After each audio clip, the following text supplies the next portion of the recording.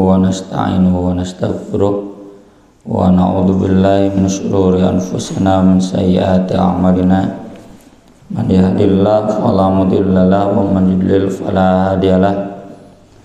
Asyhadu an la ilaha illallah wahdahu la syarika lah wa asyhadu anna Muhammadan abduhu wa rasuluhu alladzi la nabiyya wa la rasula ba'dah. Sallallahu wasallam alaihi wa ala alihi wa sahbihi wa man tabi'ahum bi ihsan, amma ba'd. Kita masuk bab baru, babul aniyah, bab tentang wadah. Wadah yang dimaksud tentu terkait dengan wadah air ya, kalau dalam konteks toharoh. Dan wadah pada zaman Nabi itu kebanyakan terbuat dari kulit binatang. Dan ini erat kaitannya dengan yang dibahas kemarin tentang bangkai, karena pasti kulit yang dipakai kulit yang sudah binatang yang sudah mati. Ini di kitab saya yang ini halaman 8 hadis nomor 18. Kalau di kitab satunya lagi cari sajalah bab kedua,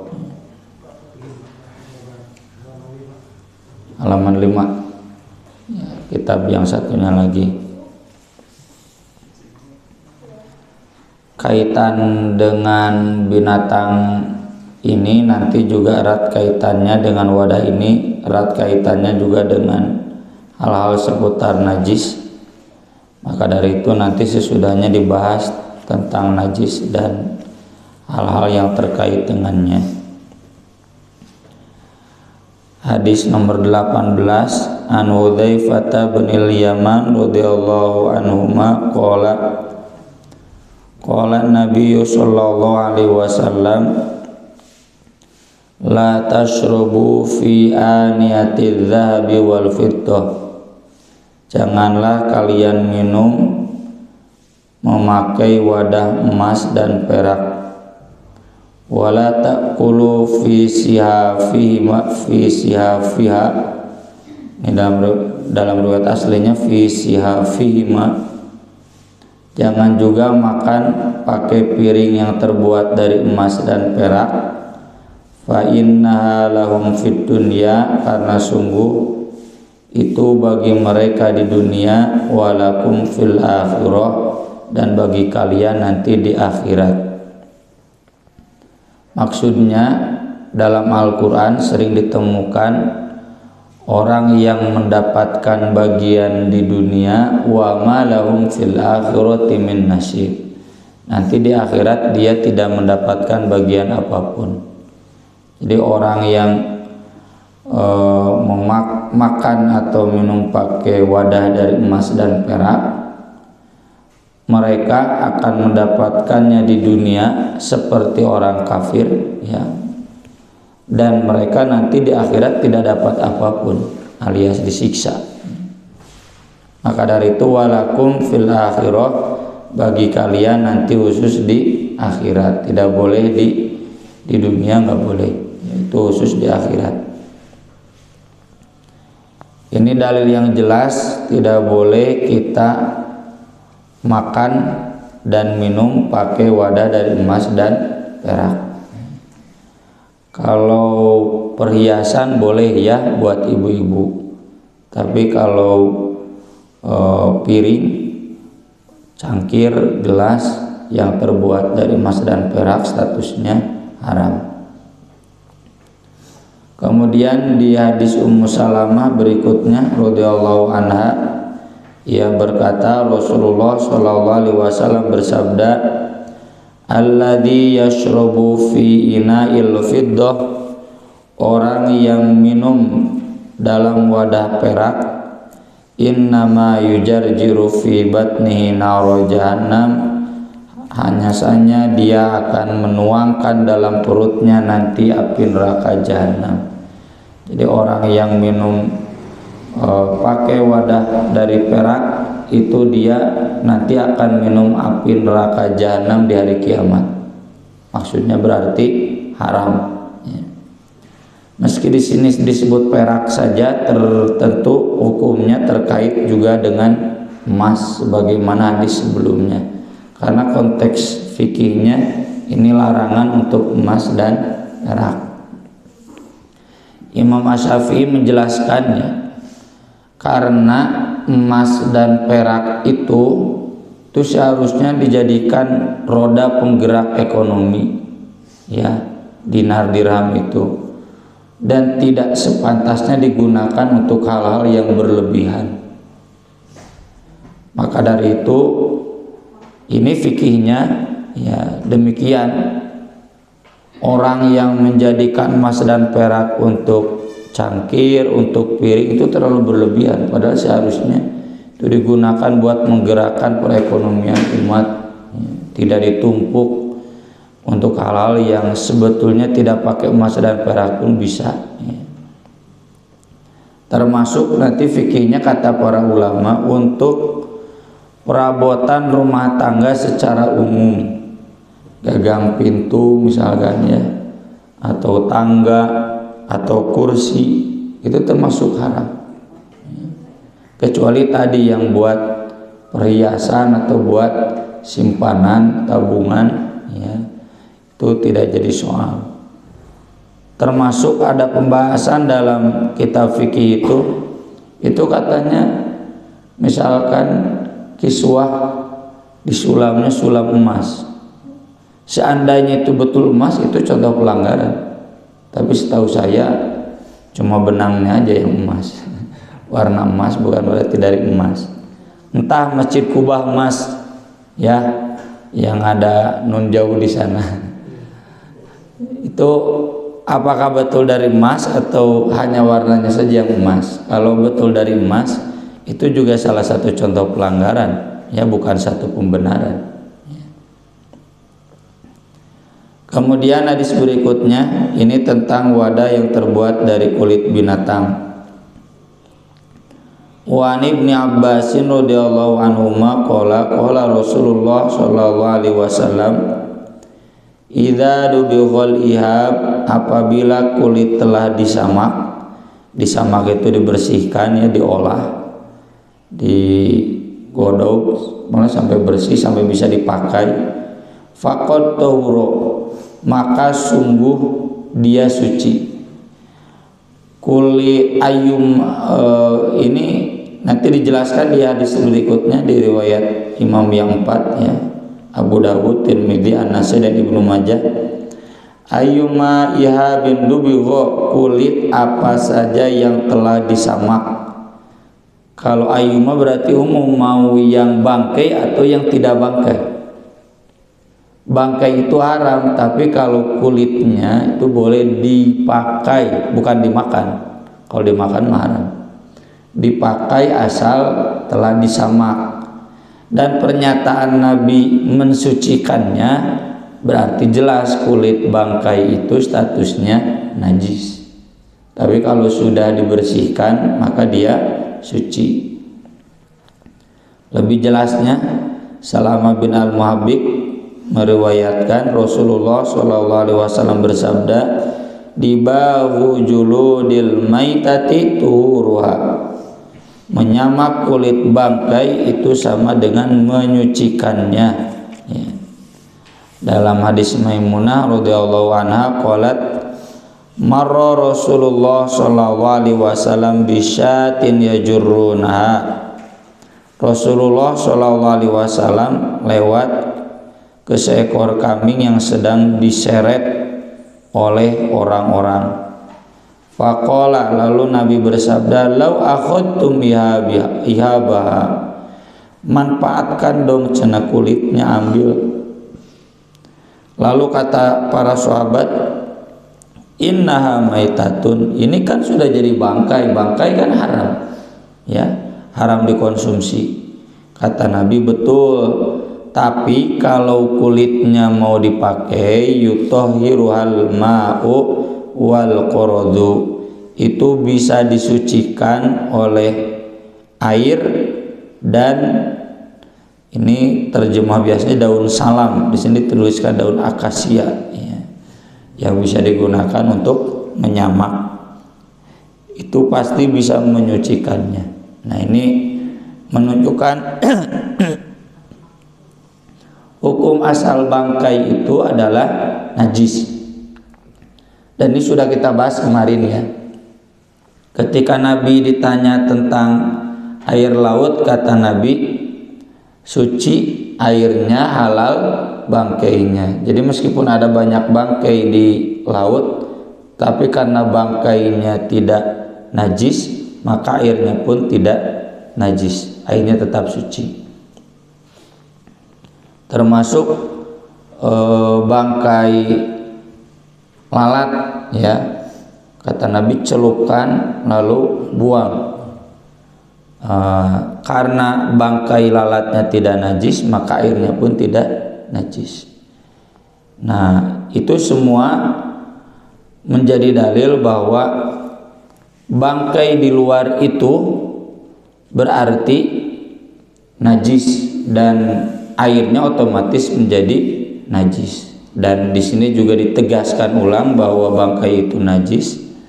Oleh karena itu, kalaupun mau dimanfaatkan kulitnya, itu harus disucikan terlebih dahulu karena status awalnya yang najis.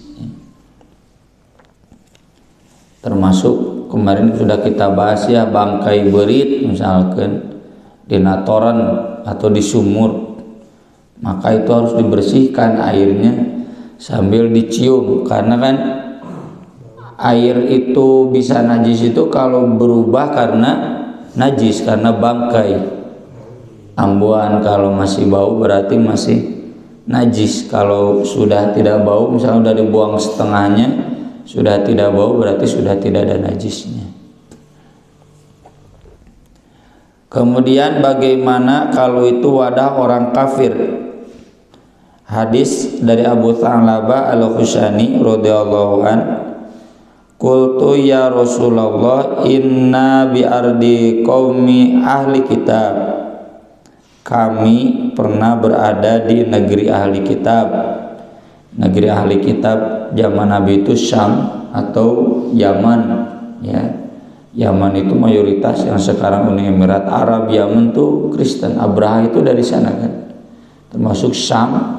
Syam itu yang sekarang Suriah, Palestina, Yordania sampai Turki, itu semua ngegeblek Kristen, kerajaan Romawi. Afanaqulu fi aniyatihim, bolehkah kami makan di wadah mereka? Di riwayat yang lain Abu Tha'labah nanyanya begini, kan mereka biasa makan babi dan juga biasa minum khamar ya. Boleh tidak wadahnya kita pakai? Maka Nabi menjawab, la ta'kulu fiha, janganlah kamu makan di wadah mereka, illa an la tajidu ghairuha, kecuali jika kamu tidak menemukan yang lainnya. Faghsiluha, silakan cuci dulu, wa kulu fiha, dan silakan makan pakai wadah mereka. Maksudnya makan di restoran mereka ya, restoran orang kafir boleh atau tidak. Kalau di sana jelas diminum khamar ya, dimakan babi, termasuk mungkin bangkai lantaran tadi pencit lah misalkan ya, maka atau mencitna, menyembelihnya juga menyembelih yang tidak syar'i jadi masih bangkai, kata Nabi jangan makan di restoran mereka, kecuali ada restoran yang lain boleh, tapi syaratnya dicuci terlebih dahulu. Ini konteksnya karena wadahnya bekas khamar atau bekas makanan-makanan yang haram, yang najis. Kalau bapak ibu masuk ke restoran Jepang, restoran Korea yang ada di Indonesia, itu restoran orang kafir bukan? Bukan, sudah disertifikasi halal ya, kalau di Indonesia mah pasti sudah disertifikasi halal. Kalau nggak disertifikasi halal jarang ada yang mau buka ya, kecuali 1-2, apalagi di mall itu ada sertifikasi halal.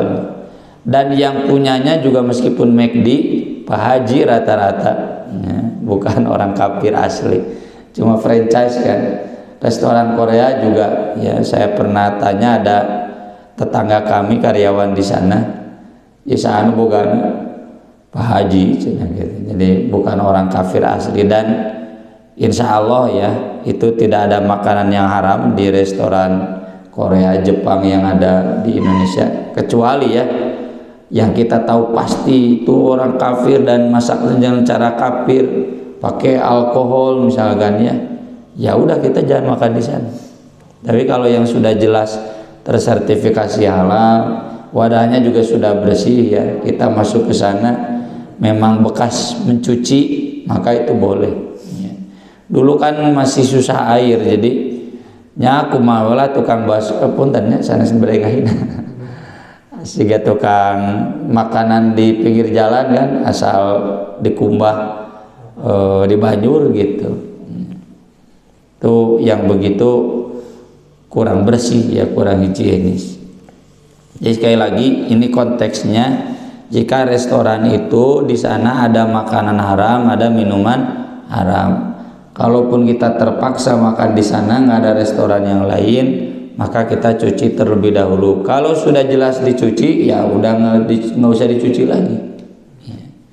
Biasanya standar SOP-nya kalau di restoran sudah dicuci. Ya.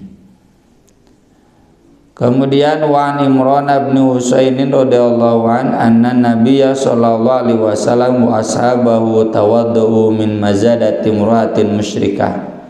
Nabi SAW dan para sahabatnya pernah wudhu dari wadah air yang terbuat dari kulit binatang perempuan yang musyrik. Kalau musyrik berarti binatangnya disembelihnya dengan cara yang musyrik, termasuk haram. Wa ma uhilla li ghairillahi bih, kulit binatangnya pun masih haram. Lalu kenapa Nabi pakai di sini? Jawabannya karena ini mau wadah air, bukan wadah buat nampung bangkai, bukan wadah khamr. Jadi pasti bersih. Ya. Dan meskipun ini wadah yang terbuat dari kulit binatang yang disembelih oleh orang musyrik yang pasti haram, tapi kan pasti sudah bersih wadah kulitnya. Yang tadi kembali yang ke awal, meskipun ini status binatangnya haram, tapi kan kalau buat wadah air pasti sudah bersih, sudah dibersihkan. Ini jadi tidak otomatis wadah orang kafir itu haram, tergantung wadahnya bersih atau tidak, wadahnya digunakan untuk yang haram atau tidak. Kalau yang tadi yang pertama ya konteks sababul wurud hadisnya karena wadahnya digunakan untuk khamr dan babi, maka kata Nabi jangan dipakai. Kalaupun nggak ada lagi yang lain, cuci dulu. Kalau ini Nabi nggak mencuci dulu karena memang wadahnya wadah yang bersih ya, wadah air. Ini hadis panjang Pak Bu ya. Hadis panjangnya itu ini ketika Nabi safar. Dan mual mungkin di Madinah ngajan dengan wadah orang musyrik ya. Lalu nggak ada air buat wudhu, lalu Nabi memerintahkan Ali cari air ya, dan kemudian Ali pun mencari air, gak ketemu wanita ini. Di mana cenah air tuh? Sana perjalanan 1 hari bolak-balik sapoe, cenah ini tisuk balik sore ya. Maka kemudian kalau begitu kami pinjam wadah kamu, mari kita datang ke Nabi. Siapa cenah Nabi? Oh itu ya yang sobiin cenah gitu. Sobiin itu agama leluhur yang Tuhannya Allah ya. Maka kemudian dibawa, lalu diminta airnya 1 siuk oleh Nabi. Kemudian Nabi berwudu dari sana, dan kemudian air 1 siuk itu digunakan wudu oleh rombongan sahabat ya. Dan cukup. Udah begitu air itu dikembalikan lagi ke wanita musyrik tadi masih utuh dan masih bersih. Awas kadenya tong jadi pikir tuh cenah Nabi ge cai urutna menang ngobok kemudian dikembalikan lagi. Jangan. Ini mah mukjizat. masih bersih lalu dikembalikan lagi. Jadi betul pinjam teh tidak mengurangi, bukan meminta. Sampai wanita musyrik itu kemudian masuk Islam, melihat mukjizat tersebut. Dan ini yang sering kita jadikan dalil, atau saya jadikan dalil, para ulama jumhur jadikan dalil, bahwa ketika safar pun itu harus wudhu dan dicari air, kecuali kalau susah diakses air boleh tayamum gitu. Jadi kalau bapak ibu ke rest area aya masjid tong tayamum udah pasti aya cai atau di rest area, kecuali kalau sedang aliran misalnya torennya sedang rusak, ya boleh itu tayamum ya. Karena oh iya ada air aqua. Jadi kalaupun ke restoran misalkan airnya juga terbatas ya di rest area, maka jangan dulu tayamum, cari dulu air wudhu meskipun sedang safar. Kemudian Anas bin Malik radhiyallahu an menjelaskan anna qada Nabi sallallahu alaihi wasallam inkasara, wadah milik Nabi pernah ada yang retak, fattakhadha makana syi'bi silsilatan min fiddah, maka beliau sambung yang retak itu dengan rantai, lain rantainya silsilah itu yang memanjang pakai perak, siga timah lah ya, dipatri gitu, tapi pakai perak. Ini jadi dalil kalau perak itu sebagai penambal boleh, yang nggak boleh itu wadah yang sengaja terbuat dari perak, haram. Selanjutnya ini masih juga nyambung terkait najis ya, dan bagaimana yang termasuk najis penjelasannya, cara menghilangkannya juga ini masih nyambung dengan bab-bab dari awal pembahasan ya. Anas bin Malik radhiyallahu an qala menjelaskan suila Rasulullah sallallahu alaihi wasallam anil khamri tuttakhadhu khallan. Rasul sallallahu alaihi wasallam ditanya tentang khamr yang dijadikan, diolah jadi cuka. Maka Nabi menjawab, la, tidak boleh ya. Apa kaitannya dengan najis yang tadi? Karena khamr itu haram, maka berarti statusnya najis. Makanya wadah yang bekas khamr tadi kata Nabi harus dicuci ya. Meskipun sudah nggak ada khamr yang memabukkannya, tapi ada bekasnya, itu najis ya. Dan khamr itu adalah minuman keras, bukan alkohol. Tidak semua alkohol adalah khamr. Dina peuyeum aya alkohol ya. Tapi apakah yang makan peuyeum kemudian mabuk?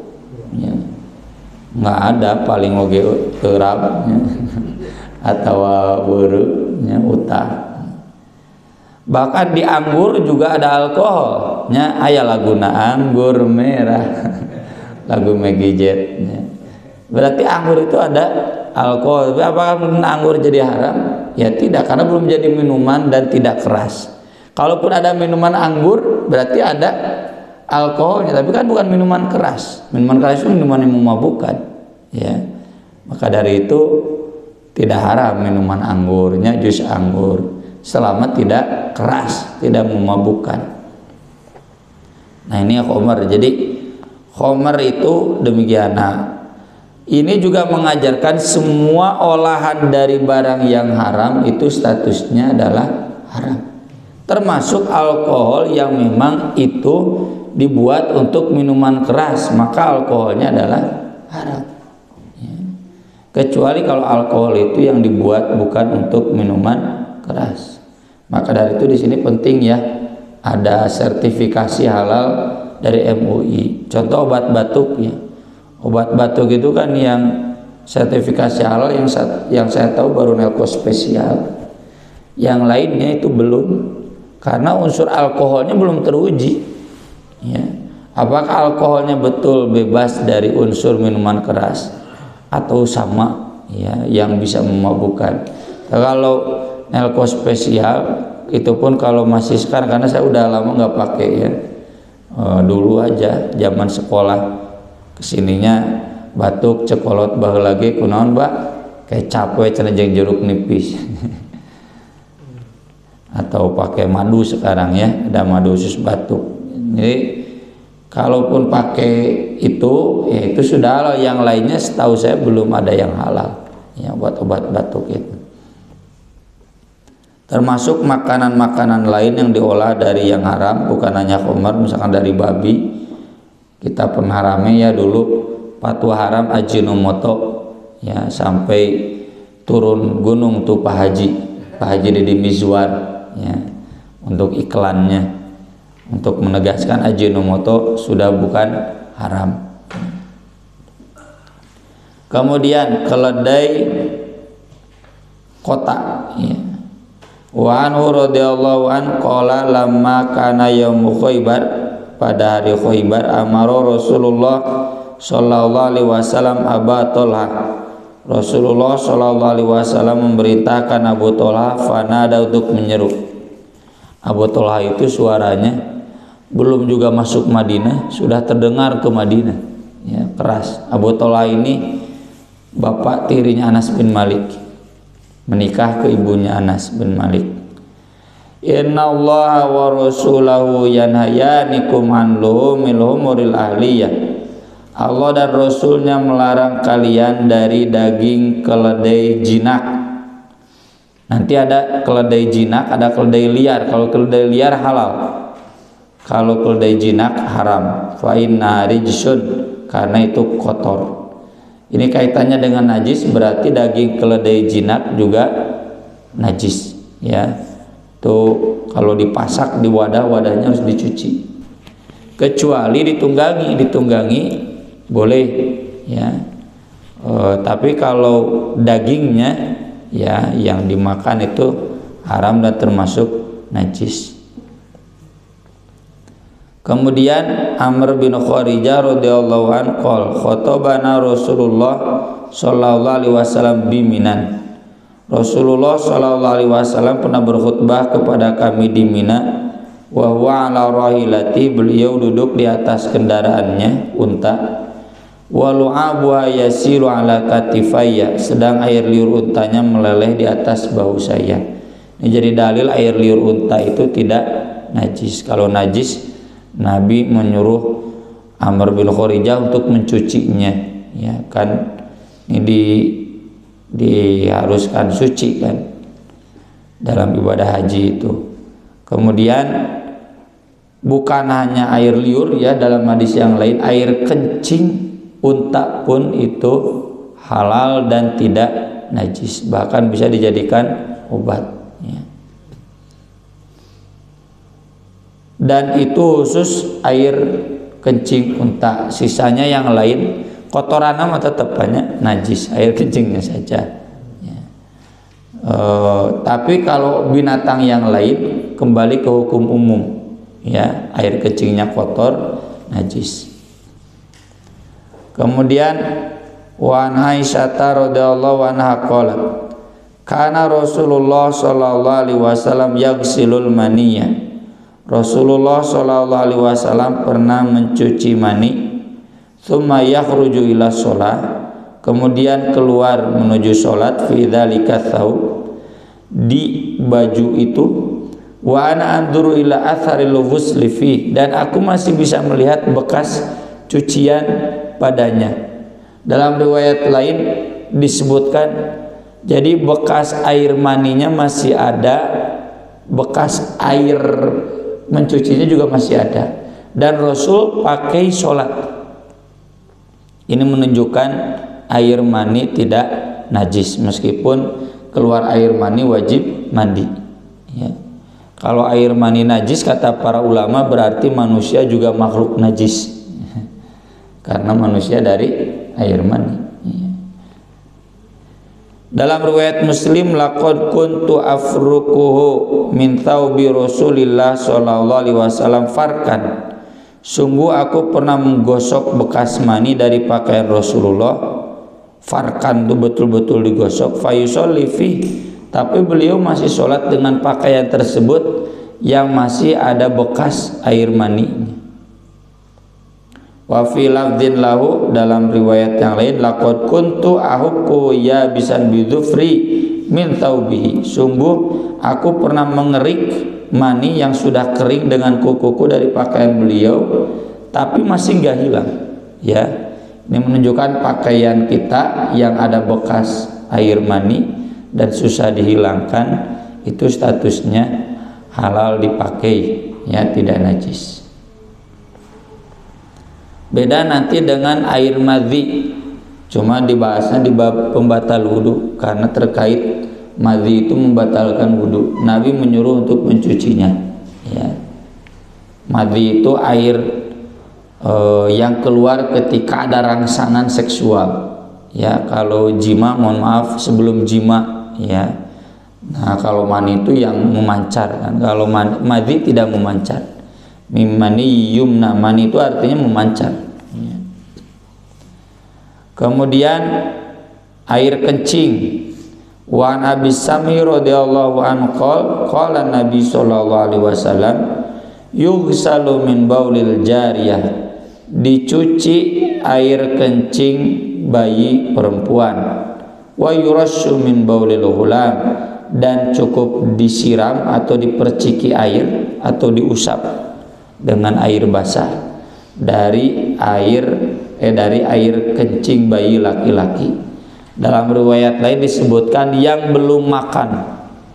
Kalau sekarang berarti yang masih ASI eksklusif, itu kan 6 bulan ya, 6 bulan syaratnya belum makan. Kalau sudah makan, air kencing bayi laki-laki pun sudah najis. Saya dulu dapat cerita dari ibu saya, ketika ngobrol AC eksklusif, cenah budak ibu mah nya nu AC eksklusif maneh cenah nya kareke peuting ka hiji susu geus bea ceuri keneh wae cenah wawalan kucau we. Jadi saya dari malam pertama sudah tidak AC eksklusif ya, hasil plus pisang. Nah, kalau begitu kasusnya berarti air kencingnya sudah najis ya, sudah tidak najis ya, sudah najis. Ini jadi dalil berarti air kencing itu najis. Kenapa yang dibahas anak bayi? Ya, komo berarti orang dewasa. Bayi perempuan tidak ada batasan, mau masih ASI eksklusif, mau sudah dia makan apalagi, maka itu statusnya najis, harus dicuci. Kalau bayi laki-laki boleh cukup dilap dengan air atau sekarang tisu basah ya, karena ada airnya kan itu. Dan termasuk nanti wadi itu air kencing yang tersisa ya, udah kencing udah beresnya batuk jolayan ngecelak ya, atau gitu ya, merdahem dan ngecelak, nah itu berarti najis karena air kencing statusnya ya.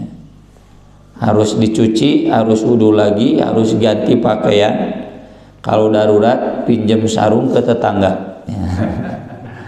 Kalau nggak ada di masjid, pinjam sarung ke tetangga. Soalnya pernah, rumah saya kan dari masjid agak cukup jauh ya, lalu ada anak-anak, Pak Ustadz itu ada yang mau sholat di masjid pinjam sarung. Masjid kami ada sebetulnya sarung kan, mungkin sok dipakai ulin ku barudak, kemudian acak-acakan dia nggak mau pakai, ya sudah saya berikan, beresnya saya suruh istri saya cuci gitu, karena nggak enak bekas orang lain saya pakai gitu.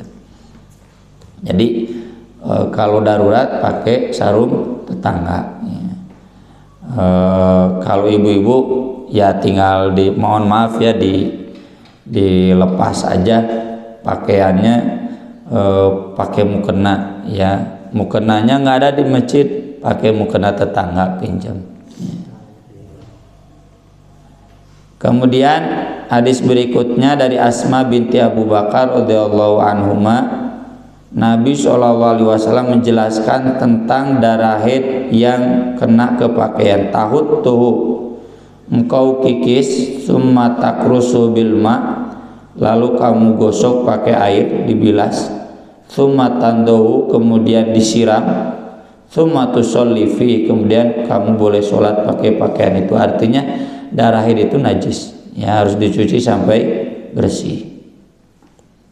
Kemudian Khawlah pernah bertanya, Rasul bagaimana kalau darahnya susah hilang? Kata Nabi, yakfikil ma wala yadurruki atharuhu. Kalau sudah dicuci betul bersih pakai air, bekasnya itu dianggap tidak najis karena susah ya. Ya kalau bisa dibuang diganti saja. Kalau nggak ada lagi boleh dipakai. Ini meskipun hadisnya lemah tapi secara fikih oleh para ulama dipakai ya, karena memang sudah bersih hakikatnya. Demikian udah ya. Nanti kita masuk bab wudu. Ini seputar air, wadah dan hal-hal yang najis yang tidak boleh dibawa dalam sholat sudah kita bahas. Mudah-mudahan bermanfaat, dan selanjutnya saya persilahkan jika ada pertanyaan. Mangga Pak Haji. Yang pertama, yang barusan keledai itu kalau yang jinak haram ya. Bagaimana kalau unta sama kuda gitu tunangan itu? Itu yang pertama. Terus yang kedua ini Ustaz, ini memang sudah kelewat bab taharah. Wudu junub atau Jumat ya. Apakah setelah membersihkan badan ini mengguyur dulu atau wudu dulu bagian-bagian wudu gitu Ustaz. Sama dengan kalau kita memandikan mayat gitu Ustaz, yang mana dulu? Terima kasih. Yang pertama yang haram itu keledai jinak saja, jangankan kuda ya, keledai liar pun halal. Ya. Kuda ada dalilnya, para sahabat pernah menyembelih kuda lalu dagingnya dimakan ketika safar. Ya. Nggak ada makanan, susah, restoran nggak ada, yo cenak kuda punci tiji boncengan gitu. Itu pernah sahabat, dan Rasul tidak memarahinya, berarti halal. Unta apalagi ya, makanya dikurbankan kan, unta itu bisa dijadikan kurban, berarti halal, tidak najis. Tapi memang kalau sudah makan daging unta harus wudu ya. Itu mah adab saja ya. Kalau makan daging kambing tidak wajib wudu, tapi kalau makan daging unta harus wudu. Nanti ada di bab pembatal wudu. Cuma bukan berarti untanya haram, enggak. Cuma itu mah adab, kalau beres makan daging unta harus wudu. Selanjutnya terkait mandi junub, Imam Syafi'i dan para ulama fikih menjelaskan mandi junub itu tidak seperti wudu. Yang dijelaskan urutan caranya dalam Al-Quran. Kalau wudu kan dijelaskan wajah dulu, lalu tangan sampai sikut, lalu kepala, lalu kaki. Urutannya nggak boleh diubah. Kalau diubah haram ya, itu sah wuduna. Tapi kalau mandi nggak ada urutannya ya, kalau mandi nggak ada urutannya. Karena nggak ada urutannya berarti kata Imam Syafi'i dengan cara bagaimanapun asal itu mandi itu kan dari ujung kepala sampai ujung kaki ya, terbasuh oleh air, maka itu statusnya adalah halal meskipun tidak ada wudu ya. Hanya karena dalam hadis mandi junub kan ada dua ya, hadis mandi junub, satu dari Maimunah, yang dua dari Aisyah. Dua-duanya Nabi wudu ya di dalam mandi. Sebelum mandi diguyur, maka berarti disunnahkan wudu sebelum mandi. Kalaupun kemudian beres mandi lupa belum wudu lalu wudu, silahkan ya, karena satu paket sunnah wudu plus mandi. Seandainya udah beres mandi lupa belum wudu, nggak usah wudu lagi, karena disunahkan wudu dalam mandi itu ya ketika mandi, bukan sesudah mandi udah dipakai lalu wudu kan. Kalau sudah mandi sudah suci, kalau sudah suci ya udah nggak usah harus bersuci lagi gitu. Fikih seputar mandi. Dalam jenazah juga sama ya, bukan diwuduan, bukan, dicuci anggota wudunya dulu, bukan diwuduan ya. Jadi kalau posisi mengingat jenazah 3 orang misalkan ya, yang sebelah kaki mencuci kakinya, yang sebelah badan mencuci tangannya, yang sebelah atas mencuci wajah dan kepalanya ya, itu bukan diwudukan dalam indeks sholat, tapi dicuci anggota wudunya dulu, lalu yang kedua sebelah kanannya dulu, udah sebelah kanan baru sebelah kiri, begitu Pak Haji. Karena saya sering memandikan mayat yang kurang lebihnya berbeda di dalam masalah itu ya. Ada yang wudu dulu, kalau saya pakai yang wudu dulu ya, anggota badannya itu baru dimandiin gitu. Tapi ada juga yang berpendapat mandi dulu baru wudu katanya gitu. Oh, saya nggak tahu tuh, nggak pernah tahu dalilnya mandi dulu lalu wudu. Kalau memandikan mayit itu yang saya tahu itu ya, dicuci anggota wudunya dulu, lalu sebelah kanan, lalu secara keseluruhan. Ya. Kalau saya juga dulu biasa, makanya kebanyakan dari mereka itu kalau dikuburkan diadaan yang Ustaz. Kalau yang paham begitu gitu. Lantaran tos wudu sebenarnya. Atau bisa ada kudu sholat. Ya, mangga silakan yang lain.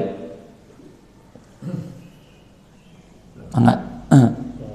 Gini, yang pertama mungkin terkait dengan keledai liar dan jinak tadi. Kadang-kadang ada orang analogikan daerah tertentu ya, seperti babi katanya, babi yang didapat dari hutan, istilah mereka itu celeng gitu ya, dengan babi yang dipelihara. Jadi katanya kalau yang babi pelihara itu haram, kalau yang babi didapat dari hutan yang liar itu enggak katanya gitu ya. Itu hanya ini aja. Itu yang pertama. Kemudian yang kedua, ada di daerah di Jawa Timur kalau misalnya ada buah, dari buah yang biasanya tuh daerah Tuban itu banyak dijual, yang pada saat dipetik itu saya nggak lupa namanya buahnya, tapi itu bagus gitu, minuman masih jernih.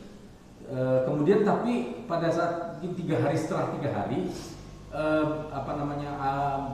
air dari buah tersebut sudah berubah seperti kayak agak lebih kesusuan gitu ya, warna susu, dan warna rasanya sudah ada yang bilang sudah mengandung alkohol gitu ya. Jadi apakah ini ada periode tertentu, misalnya dia masih halal, kemudian periode tertentu karena mungkin proses fermentasi dan segala macam bisa menjadi haram gitu. Terima kasih. Yang pertama, khinzir itu secara bahasa mau babi mau celeng ya, asal bukan banteng. Ya, mau babi apapun ya, babi hutan. Kalau babi rusa babi juga kan?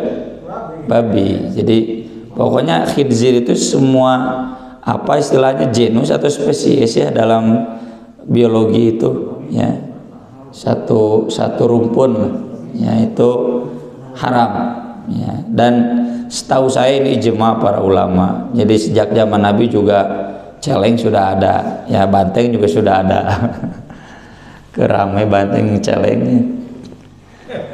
Kemudian yang kedua, dalam hadis itu Pak Haji, ada minuman yang haram itu mukhayyar, muzaffat, nakir, hantam, dubba.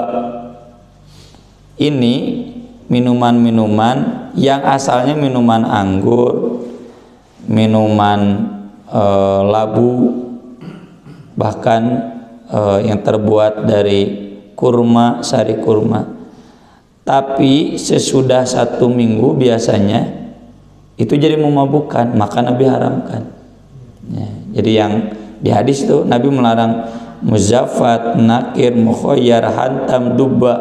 Kalau saya baca sarahnya, itu minuman perasan buah yang karena sengaja disimpan dalam tempat khusus, itu jadi minuman yang memabukkan ya. Jadi betul.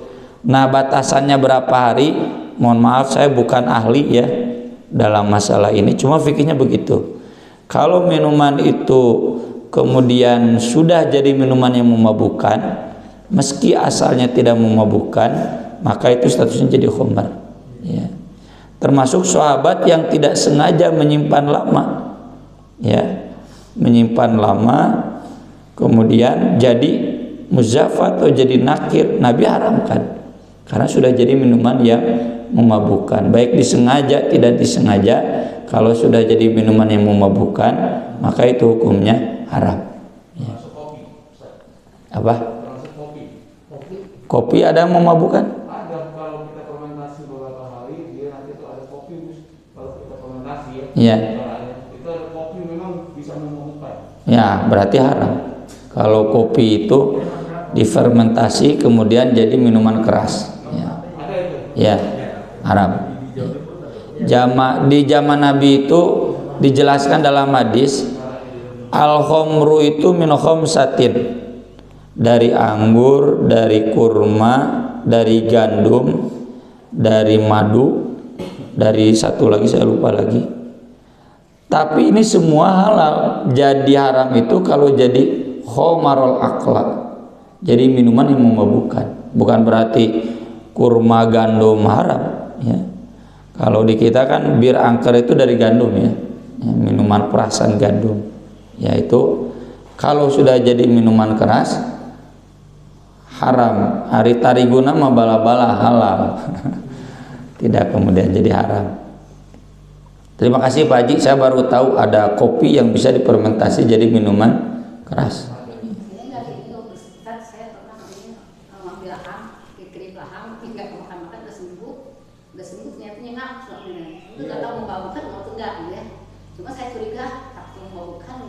Ya kalau lahang ya, lahang teh tebu ya. Oh kelapa, oh iya kelapa. Ya. Kalau memang subhat ya itu unsur subhat. Ya, ya sebaiknya dibuang. Ya, jadi sesuatu yang meragukan tuh subhat. Piraku enak, cing asan lah mabok tuh. Minuman apa lahang ya kelapa.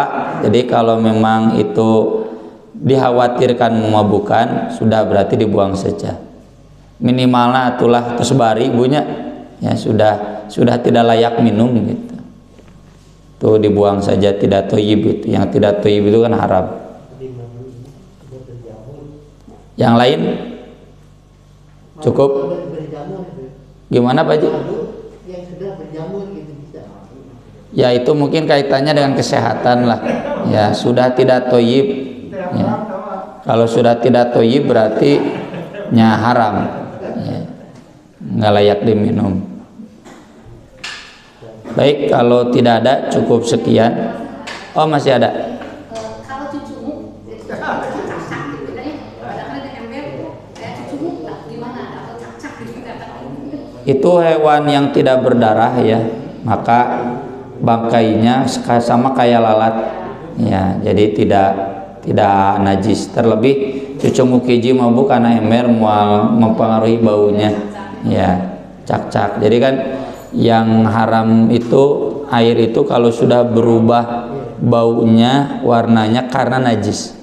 Kalau ada najis tidak berubah, airnya tetap suci. Begitu. Cukup ya? Baik, terima kasih.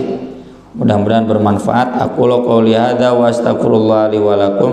Subhanakallahumma bihamdik asyhadu an la ilaha illa anta astaghfiruka wa atubu ilaik.